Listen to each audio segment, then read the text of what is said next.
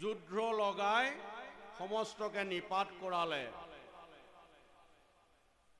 অকল সেয়াই নহয়, 18 ঔখহনী সেনা শেষ কৰিলে। 18 ঔখহনী সেনা নিপাত কৰাই দিলে। এয়া কেৱল ঈশ্বৰ কৃষ্ণৰ ইচ্ছাতে হৈ আছে। আমি ভাবো যে যুধিষ্ঠিৰ আৰু শুকুনিয়ে পাশা খেলত অৱতীৰ্ণ হ'ল। শুকুনিয়ে পাশা খেল খেলে, যুধিষ্ঠিৰে খেলিছে। যে আমি ভাবি আছো যে এয়া শুকুনি আৰু যুধিষ্ঠিৰহে খেল, কিন্তু প্ৰকৃততে ইচ্ছাটো প্ৰকট কৰাই কোনে দিলে? সেইজন পৰম পুৰুষ ভগৱন্তই। তেওঁৰ ইচ্ছাতহে পাশা খেল অনুষ্ঠিত হ'ল। আৰু এই পাশা খেলৰ কাৰণে যেতিয়া পাণ্ডৱসকল হাৰিল, তেওঁলোকে 12 বছৰ বনবাস, এবছৰ অজ্ঞাতবাস খাটিবলৈ বাধ্য হৈ গ'ল। আৰু অজ্ঞাতবাস শেষ কৰি আহিয়েই কৌৰৱৰ লগত যি যুদ্ধ আৰম্ভ হৈ গ'ল, এই যুদ্ধত সমস্তবিলাক নিপাত হৈ গ'ল। 18 ঔখহনী সেনাও নিপাত হৈ গ'ল। কিমান সেনা আছিল? এক ঔখহনীত কিমান সেনা থাকে? 67,610টা হ'ল ঘোঁৰা, 67,610টা হ'ল ঘোঁৰা, 21,870টা হাতী আৰু 21,870টা ৰথ, 1,09,630 জন পদাতিক সৈন্য। এতিয়া যোগ কৰক, এক ঔখহনী সেনা পাব।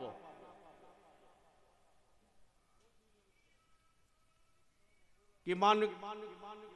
এনেকৈ 18 ঔখহনী কিমান কোটি, যাক আমি হিচাপত ল'ব নোৱাৰো।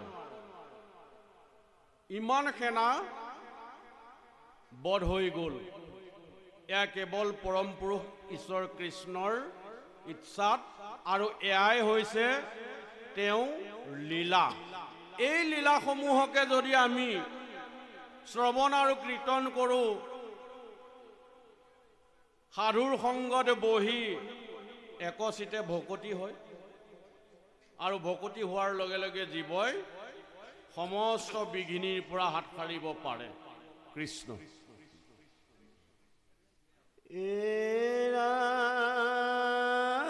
ৰাম যদু গণ খহিতে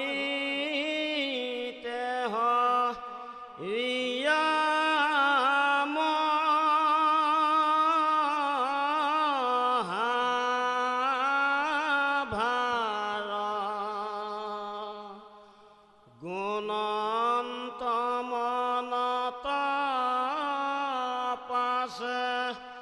জগত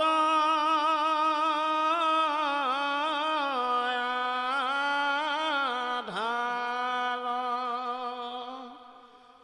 গুচি নগুচিল পৃথিৱীৰ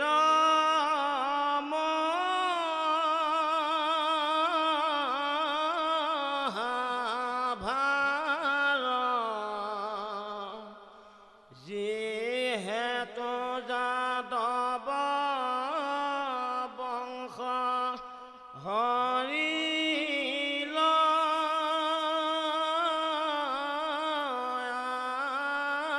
আমাৰ,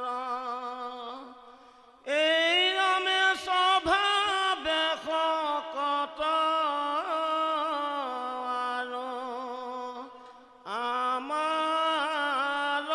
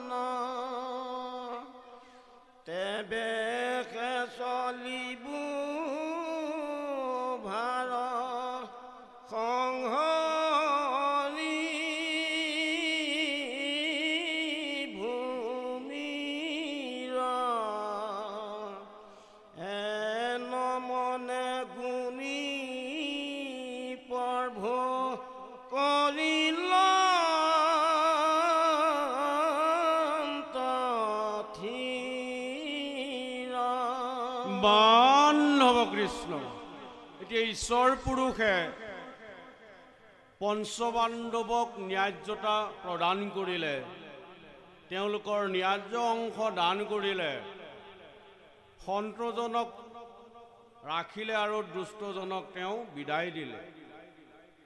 এই সমস্তবিলাক কৰাৰ পাছত তেওঁ অনুভৱ কৰিছে যে ভূভাৰ হৰিল কি নহৰিল, গুচিল কি নগুচিল, কাৰণ মোৰ বংশত এইসকল মোৰ পৰম ভকত, একান্ত ভকত, মহাশক্তিধৰ বুলি কৈছে, এইসকল ৰৈ আছে,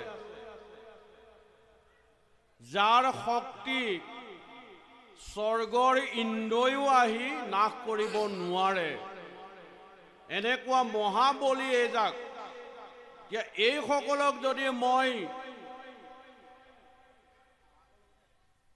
নাশ নকৰোঁ, তেতিয়াহ'লে মোৰ ভূভাৰ হৰণ কৰা নকৰা একেই থাকিব। গতিকে মই এই বংশটোকো নাশ কৰি দিব লাগিব, এই বুলি তেওঁ চিন্তন কৰিছে। আৰু এইকাৰণে চিন্তন কৰি তেওঁ যে যদুকুলটো মহান মহান বীৰ, এইসকলক আন কোনেও বধ কৰিব নোৱাৰে, কোনো কাৰণতে বধ নহয় এইসকল। গতিকে এইসকলক মই কেনেকৈ নিব লাগিব, তাৰ এটা উপায় অৱলম্বন কৰিবলৈ লৈছে পৰম পুৰুষ ভগৱন্তই। এইকাৰণে কৈছে, তেবেকে চলিব ভাৰ সংহৰি ভূমিৰ, হেন মনে গুণী প্ৰভু কৰিলন্ত স্থিৰ। গতিকে এই ভাবি পৰম পুৰুষ ভগৱন্তই এতিয়া মনতে ভাবিছে, গুণিছে, আৰু তেওঁ এটা উপায় অৱলম্বন কৰিবগৈ। কৃষ্ণ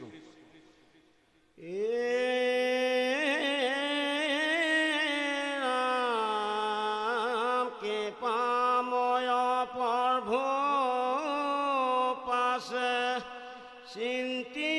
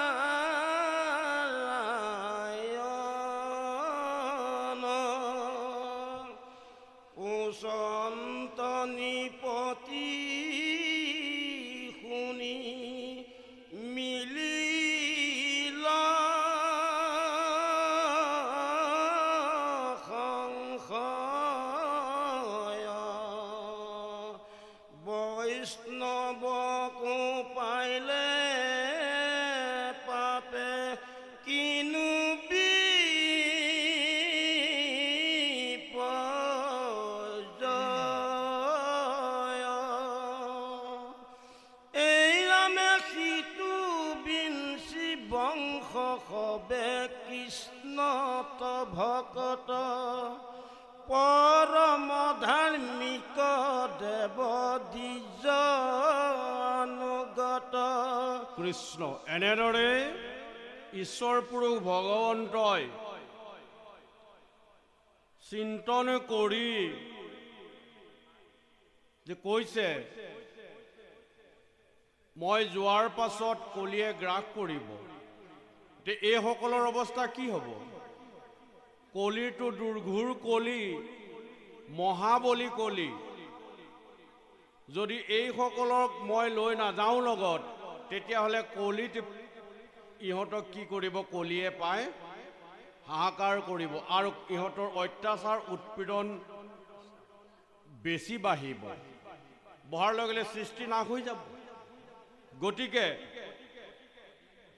মই সমস্তকে লৈ গুচি যাম আৰু কলিৰ লোকসকলৰ হিতৰ কাৰণে, চিন্তনৰ কাৰণে চিন্তা কৰি তেওঁ কি ক'লে যে মোৰ যিটো গুণ যশ মই পৃথিৱীত এৰি থৈ যাম আৰু মোৰ গুণ যশকে লৈ কলিৰ ভকতসকলে শ্ৰৱণ কীৰ্তন কৰি সংসাৰ তৰি যাব পাৰিব। এই বুলি তেওঁ বৈকুণ্ঠলৈ গ'ল। আৰু এই কথাখিনিকে পৰীক্ষিত ৰজাই শুকগুৰুক সুধিছে যে হে গুৰুজন, যে যদুবংশীবিলাক ঈশ্বৰ ভক্তিপৰায়ণ, তেওঁলোক ভকত, যে এই বৈষ্ণৱসকলৰোনো কি পাপৰ কাৰণে বিপৰ্যয় আহিল? এই বৈষ্ণৱসকলৰোনো পাপ হয়নে? যিটো বিঞ্চি বংশ সবে কৃষ্ণৰ ভকত বুলি কৈছে, বিঞ্চি বংশ সমস্তসকলে হ'ল কৃষ্ণৰ ভকত। গতিকে এই ভকতসকলৰনো কেনেকৈ বিপৰ্যয় আহিল? ভকতজনৰো বিঘিনি আহে, বৈষ্ণৱজনৰো বিঘাত হয়। কেনেকৈ হয়? হে গুৰুজন, এই কথাখিনি মোক আপুনি কোৱা হওকচোন। মোৰ বৰ ইচ্ছা জাগিছে, আগ্ৰহ হৈছে মই শুনিবলৈ। গতিকে ভকতৰো বিপদ আহে। কেনেকৈ ভকতজনৰ বিপদ হয়, বৈষ্ণৱজন কেনেকৈ অবৈষ্ণৱলৈ যাব লগা হয়, তাৰ কাৰণখিনি এতিয়া আমি পদৰ মাধ্যমেৰে বিচাৰি যাওঁ। কৃষ্ণ। হে ৰাম কিষ কষ পিলাৰিষি সৰ্বজান, সিটো যদু বংশ হব একে জীৱ প্ৰাণ। হে ৰামে মিলিল কণ্ডল কিয় আপোনাৰ মাজে, চেদিও সংশয় মোৰ তুমি মুনি ৰাজে। হে ৰামে শুক নিগদতি তুমি তৰিলা সাক্ষাৎ, কৰিলা একান্ত মতি কৃষ্ণৰ কথাত। শুনা সাৱধানা মনে কৰি আসন্তুষ্ট, যেন মতে ভগয়ন্ত গৈলত বৈকুণ্ঠ। পৃথিৱীৰ ভাৰ বংশে সহিতে সংহৰি,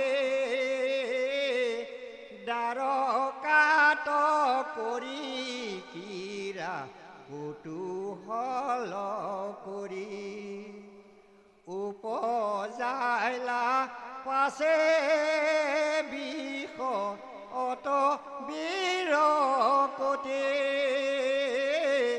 সংহৰিবে কুল কুকি স্নৰ ভৈলা মতি। চাৰগৃহ বাস সুখ আত কাৰ্য নাই, কালৰূপে কৃষ্ণে পাছে চিন্তি লায়ু পা। দ্বাৰকাৰ কাছে আছে তীৰ্থ পিণ্ডাৰক তাকে লাগে অনাই লন্ত ঋষি সমস্তক। কৃষ্ণ। এতিয়া পৰীক্ষিতে শুকগুৰুক আকৌ কেইটামান প্ৰশ্ন কৰিছে যে কৃষক সাপিলা ঋষি সৰ্বজান সিটো যদুবংশ হবে একে জীৱ প্ৰাণ মিলিল কণ্ডল কিয় আপোনাক মাজে চেৰিও সংশয় মূৰ তুমি মুনিৰাজে। এই মুনিৰাজ, মোৰ সংশয় ছেদ কৰাচোন যে কি কাৰণে ঋষিসকলে সৰ্বজানন্তা ব্ৰহ্মজ্ঞ বেদজ্ঞ ঋষিসকলে আহি সাপ দিব লগা হ'ল আৰু কেনেকৈ কণ্ডল তেওঁলোকৰ মাজত লাগিল এই কথাখিনিও মোক কোৱা হওকচোন। এই বুলি পৰীক্ষিতে শুকগুৰুক প্ৰশ্ন কৰিলে আৰু শুক নিগদতি পৰীক্ষিতে কৈছে যে হে পৰীক্ষিত, তুমি সাক্ষাততে তৰিলা, কাৰণ তুমি একান্ত মহাসেৱকৰ সন্তান, মহাসেৱকৰ পুত্ৰ তুমিও একান্ত বৈষ্ণৱ হৈ গলা। তোমাৰ কৃষ্ণৰ কথাত ৰতি আৰু প্ৰীতি গতি আৰু মতি সমস্ত একাকাৰ হৈ গ'ল। এই কাৰণে তুমি জীৱনটোতে তৰি আছা পৰীক্ষিত, তুমি চিন্তা নকৰিবা। এই কৃষ্ণৰ কথাত তুমি ৰতি হৈ গ'ল, একান্ত চিত হৈ গ'ল। এই কাৰণে হেৰা পৰীক্ষিত, তুমি আৰু সাৱধানে কৃষ্ণ কথা শ্ৰৱণ কৰা। আমাক কৈ আছে সাৱধানে শ্ৰৱণ কৰিবৰ কাৰণে, সাৱধান শ্ৰদ্ধা আৰু আগ্ৰহ লৈ এনেদৰে আমি শ্ৰৱণ কৰিব লাগিব ঈশ্বৰ কৃষ্ণৰ কথা। শুনা সাৱধানে মনে কৰিয়া সন্তুষ্ট, আৰু মনক সন্তুষ্ট কৰা ঈশ্বৰৰ কথা শুনি। যেনমতে ভগৱন্ত গৈল বৈকুণ্ঠ, কেনেকৈ পৰম পুৰুষ ভগৱন্ত বৈকুণ্ঠলৈ গ'ল। পৃথিৱীৰ ভাৰ তেওঁ বংশৰ সমন্বিতে সংহাৰ কৰি দ্বাৰকাত তেওঁ কৌতূহল কেলি কৰিল 125 বছৰ। 125 বছৰৰ অন্তত এতিয়া তেওঁ যাবই লাগিব। গতিকে এই লীলা অৱতাৰণা সামৰণি পেলাই তেওঁ নিজৰ কুলটোকো সংহাৰ কৰি আৰু সমস্ত বিষয় বাসনাৰ প্ৰতি গৃহবাসৰ প্ৰতি যিটো বিৰকতি ভাৱ, এই বিৰকতি ভাৱটো উপজাই সমস্ত সকলে তেওঁ কুলটো চন্ন কৰি বৈকুণ্ঠলৈ গুচি গ'ল। আৰু কেনেদৰে গ'ল এই বৰ্ণনাখিনি পদৰ মাধ্যমেৰে পৰীক্ষিতক দিয়াৰ চলেৰে আমাক দি যাব। আমি কেৱল সাৱধানেৰে শ্ৰৱণ আৰু কীৰ্তন কৰি যাব লাগে। কৃষ্ণ।